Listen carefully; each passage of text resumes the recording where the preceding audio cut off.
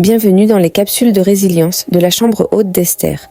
Aujourd'hui, nous allons plonger dans un miracle qui parle de foi, d'humilité et d'intercession, la guérison du serviteur du centenier.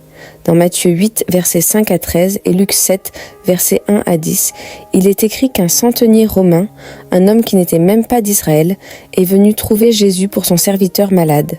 Et pourtant, sa foi a bouleversé le cœur du Seigneur. Le centenier n'était pas juif, pas religieux, et pourtant, il avait un cœur de compassion et de responsabilité. Son serviteur était malade, presque mourant. Mais au lieu de le remplacer ou de s'en désintéresser, il a intercédé pour lui. Quelle leçon pour nous aujourd'hui ? Si tu es employeur, responsable, parent, leader, prie pour ceux que Dieu a confiés à ton autorité. Ceux qui travaillent avec toi ne sont pas que des exécutants, ce sont des âmes que Dieu t'appelle à couvrir par la prière. Ce serviteur n'était même pas présent devant Jésus. Et pourtant, la parole a traversé la distance. C'est la puissance de l'intercession. Tu peux prier pour quelqu'un qui est à des kilomètres de toi. Tu peux invoquer la guérison, la délivrance, la paix pour un être cher. Et Dieu agit là où toi tu ne peux pas aller.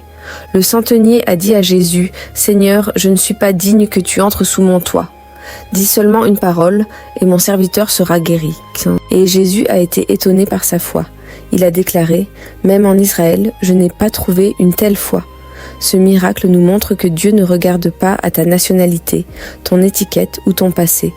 Il regarde à ton cœur et à ta foi. Le centenier savait ce qu'était l'autorité. Il a dit, « Moi aussi, je suis un homme sous autorité. Je dis à l'un, va, et il va. À un autre, viens, et il vient. » Il a reconnu que Jésus n'avait pas besoin de se déplacer pour agir. Quand tu comprends cela, ta vie de foi change.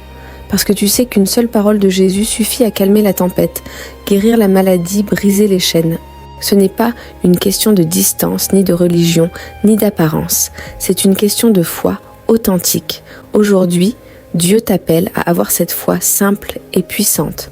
Tu peux prier pour ton entourage, ton équipe, ton enfant, ton conjoint, même s'ils sont loin.